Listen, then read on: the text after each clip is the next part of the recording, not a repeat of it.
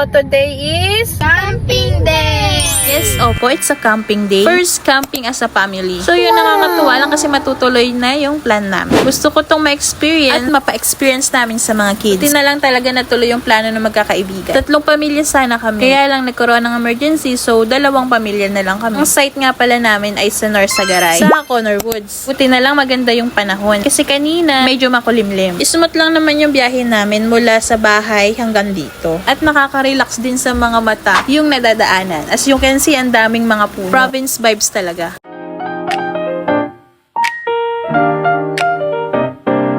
Wala po sa mood ng bunso namin. Tumutubo kasi yung ngipin niya sa bandang pangil. Kaninang umaga may sinat-sinat na siya. Pero bago kami umalis, pinainom ko muna siya ng gamot. Yan, ganyan lang siya. Gusto niya lang ng katahimikan.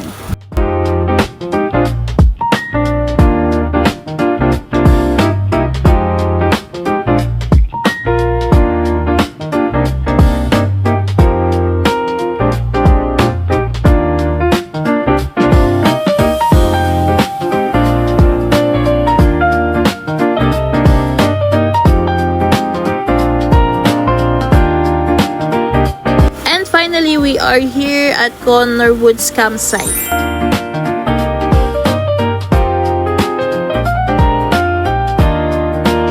Ito pala yung tent namin. Actually, rent lang to. Sa mga katulad po namin na wala pang gamit pang camping, pwede po dito mag-rent ng tent. May mga kasama na po siyang higaan. Unan, wala lang pong kumot o blanket. Kasama na din po dyan yung upuan, lamesa, ilaw, at electric fan. Extension. Yung tent, good for 4 to 5 person. Bababa muna kami ng gamit.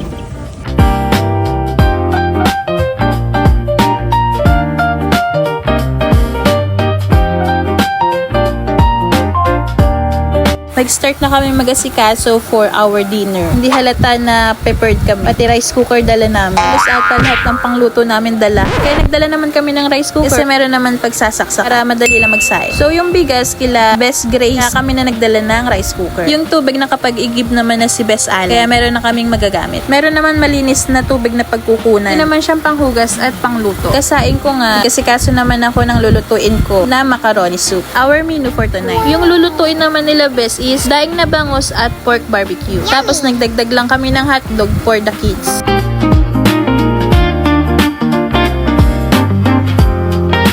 Walking na.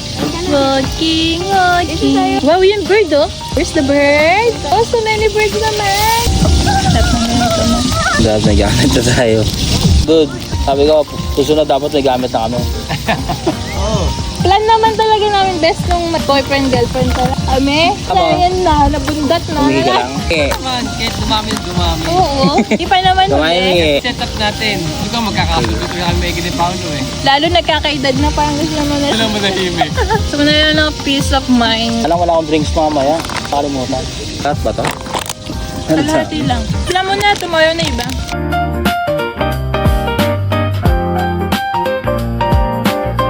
Nakapagpakulo na ng tubig. Ito yung isasabaw ko sa macaroni soup. Magluluto na ako at ito yung mga ingredients na gagamitin ko.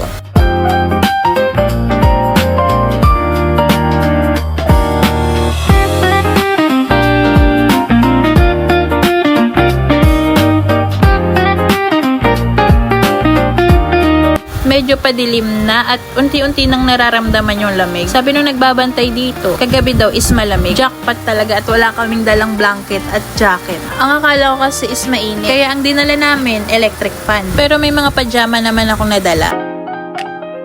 May fireworks pa dito sa camp. May fireworks bansa!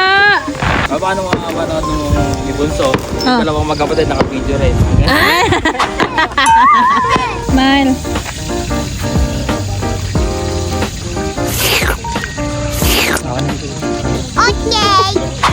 At nung nakaluto na kami, kumain na nga kami ng dinner. Kung nakikita nyo nga mahangin, malamig, pero kaya pa naman. Yung bunso namin, nainitan pa sa lagay na yan. Wow, very good. Ito siya doon sa ano, Aya, Jollibee. Yan din yun eh. Kaya nagluluto sa Jollibee ng tobat. What?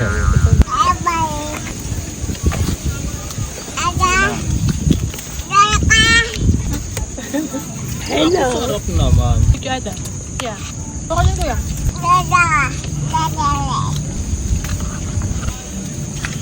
Lasing ka.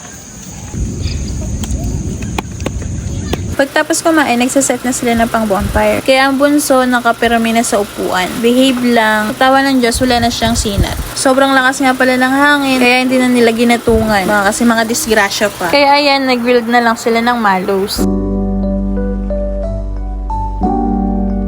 Nung natapos na, nag-set naman yung mga daddies at mommies. Tamang chill, tamang kwentuhan sa mga buhay-buhay. Pero kaming dalawa na nga lang pala mag-asawa dyan. Kasi yung mag-asawa ay inantok na. Mga pagod at puyat, kaya is inantok.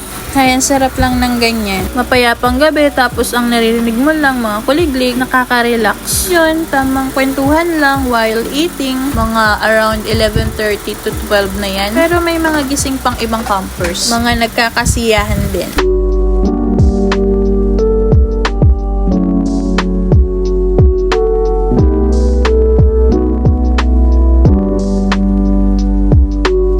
So yun, natapos na kami. Nagdigpit lang ng kaunti. Yung mga gamit dyan na lang at safe naman. Yan nga pala yung tent nila.